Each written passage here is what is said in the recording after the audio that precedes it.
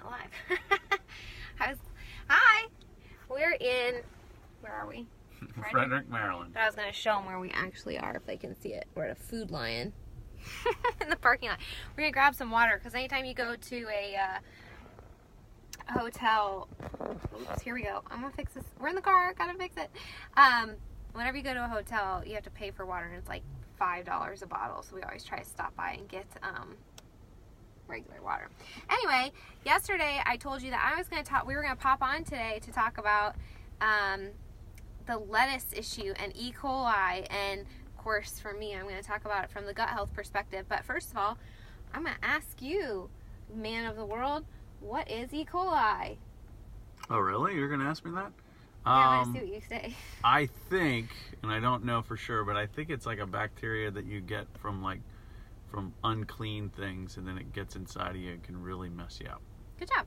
So it is a bacteria, and it's actually E. coli is something that pretty much everyone has in their gut, but this particular strain that hurts people and that keeps coming out, annually when we get these lettuce notices and all the lettuce everywhere in the world is pulled, is E. coli 0157H7. And so that's just a strain that can release a harmful toxin that can affect you in a negative way. So funny story about that though, I actually had one of my stool tests come back with that like several months ago, and I never had any of the symptoms. So one of the things I want to share with you guys is you can have this and be completely fine, or you can have it and obviously people can get really, really sick, and a few people have even died from it. So, obviously you want to make sure that your immune system is healthy, that your gut is really healthy, because you get exposed to, it's just like any other virus. You can get norovirus and just have some diarrhea, or you can get norovirus and get, really, really ill from these things. So what's the difference really? It's like your base foundation of like how healthy you are when you get these things, when you get exposed to them. But here's another question I'm going to pose to you. So those are a couple things you want to do. You want to make sure your immune system's really strong, that your gut's healthy, that sort of thing.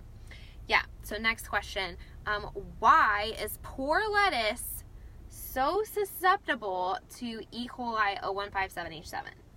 I just like saying that. It's because animals poop on it a lot? That's one reason, but not exactly. So a couple things. That's actually sort of it. So that E. coli basically is like from poop. So you have to somehow be exposed to feces. And so lettuce, a couple ways that it's a little more susceptible is it's often like that pre-washed and packaged kind of lettuce that people get, and so that passes through a lot more steps and a lot more hands, and so you have a lot more risk of contamination because if somebody didn't wash their hands very well that day, that sort of thing. But then also you can get cows in a field next to another field that's growing crops and things like that, and it can spread that way as well. So that's one of the reasons that it is. I think we will have to, Joy, at some point. That's one of the reasons that lettuce is a little bit more susceptible. But because I remember when it came out like two weeks ago or whenever it was like, seriously, again, it's like, it seems like annually or like every fall or winter we get this lettuce recall, and everybody's like spinach or it's romaine. Yeah, greens in particular, but that can be like the field cross-contamination issue or whatever. But so what can you do about it? One, make sure your immune system's really healthy. Make sure you're on top of that. If you're somebody that gets sick a lot, you may want to get some gut health checked a little bit, because you want to make sure your immune system's in a good place so that if you do get exposed to these things, that you're okay. Like I said, that specific strain, actually, the 0157, showed up on my stool test, but I literally never had a symptom from it. So if you do come in contact with it, you don't, of course, have to have a reaction. But some things that you can do as well for your safety and others is make sure you wash your hands. Now here's a fun fact. Can you get rid of E. coli off of lettuce if you wash the lettuce at home? What do you think the answer is? No. You're right. Huh. That doesn't necessarily get rid of it. Now, it will get rid of the dirt and things like that, and it's always smart to wash your fruits, and I'll give you some tips on how to do that soon. But But yeah, no, when it comes to bacteria and things like E. coli, washing your lettuce at home and your vegetables at home doesn't necessarily get rid of it. So that is part of the problem. So if you are concerned about something like this, you can always cook the food instead. So instead of eating it raw, because that's part of the problem is, washing it doesn't get rid of it, but you eat lettuce raw. So if you're concerned about anything like that, you can always cook the food. So with greens, you can saute them, you can boil them. If they get to the point of wilting, they're probably cooked enough that the bacteria has been killed. So you're probably good there. Yeah, so what other greens, Patrick, can people choose instead of romaine lettuce? What are some good greens? And here's another thing.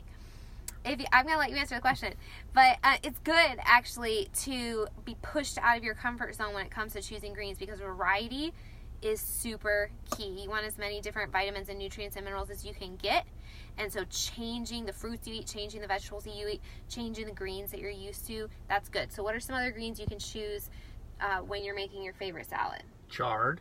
Swiss chard. You can get like green, or they have something called rainbow, and so there's all these different colors. Kale. Kale is good. And if you can get like the big bunches of kale and then pull them off the what do they call it? The stalk, yeah. I was gonna say the backbone. I was gonna say the backbone of kale. The backbone of the kale. So you can pull those off and you can do it yourself. Or if you're doing a salad, what I like to do is to get like the baby kale, because that's soft and it goes well with like arugula, and you can do like a little mix or something for salad. Arugula's a good one too. Arugula is another good one. And you can be really creative, and the base of a salad doesn't necessarily have to be a lettuce or a green like that. You can do something like a bunch of carrots or a ton of peas, and you just have like a plant base. Cabbage, yeah, is a great one. So we'll like shred up a lot of cabbage, and a recipe that I made sort of based on something that my mom used to make that I really liked. You shred up a bunch of cabbage, you put a little bit of like mayonnaise on it, and we use like I can never remember the brand that I get, but it's like coconut mayonnaise, or you can find like avocado based mayonnaise. Anyways, put some mayonnaise in it, and then some bacon and some raisins, and you have a really, really yummy sort of coleslaw salad, and that's really good too. What are some other things they can do with salad? Some other choices other than lettuce. I'm drawing a blank. Sorry. So I know it's a completely different pun, but every time I say lettuce, I think of when my grandpa was about to pray for dinner, and he said, "Let us spray," said the skunk to the whale. You don't think that's funny? Yeah, it's kind of funny. But it's spray. That's the point. It's not the lettuce part. It's the lettuce spray. Said the skunk to the whale. Get it? We're learning a lot on today's podcast. All right, let me check my notes and make sure I hit everything. Yeah, build up your immune system, use other greens, make sure you have a strong gut, you guys. That's really important. If you're somebody that gets sick a lot, that's an indicator that maybe something is going on and that your body has a little bit too much of a burden to do its own thing and keep you healthy. So you want to support it in that. Oh, and yeah, my last tip, I'm glad I looked at my notes. Keep some sort of natural antibacterial on hand. So if you do start feeling like, oh, maybe I was exposed to something, you can nip it in the bud really quickly. And so my favorite, and you've probably seen me post about it before, is biocidin. If you want to order it, you can just let me know. I can send you some links. But biocidin, and I was literally just on the phone with my mom right before this video, is an amazing antiviral, antimicrobial, antibacterial blend of herbs. It's a liquid. It tastes fine. I don't expect it to taste like juice, but it tastes fine. You just put it on your tongue and then you drink it. And my mom was just sharing how she had come over the other day, and I said, hey, we've all been sick. I hugged a friend the other day who had strep throat. Make sure you take some biocidin. And she said, okay. She went home that night. She woke up feeling like she had a sore throat. She took some biocidin. Next day, she was fine. This stuff is super powerful. So speaking of my friend who had the strep throat, I love this story because it really reiterates the effectiveness of biocidin. And she came over, she has sore throat, she got tested. They gave her an antibiotic in case of a strep throat, but you don't get diagnosed for a few days because like that test takes some time to come in. And so she went home. I had given her a bottle of Biocidin. She went home, she took Biocidin instead of the antibiotic, and that was just her choice. She chose to do that. She had the prescription, but she chose to try Biocidin. And then she finally got the test results back. Biocidin knocked whatever it was out. She finally got the test results back several days later. It was diagnosed strep, and Biocidin knocked it out within like a day or 2 days. So, I mean, it's really excellent stuff. It's really wonderful. So I would highly recommend having it in your medicine cabinet. It's incredible. The woman that created it is just incredibly intelligent, has a really amazing story herself of how developing it and going through these things and going through her own health journey, it really helped her.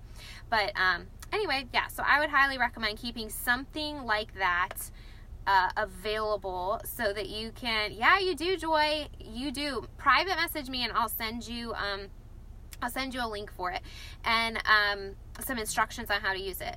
And so, yeah, that's another thing. Like, if anybody gets it, please let me know because I will give you tips on how to use it, whether it's for like a chronic thing or an acute situation. But yeah, it's really pretty awesome. So, if you have any other questions about lettuce or E. coli or how to boost your immune system and things like that, let me know.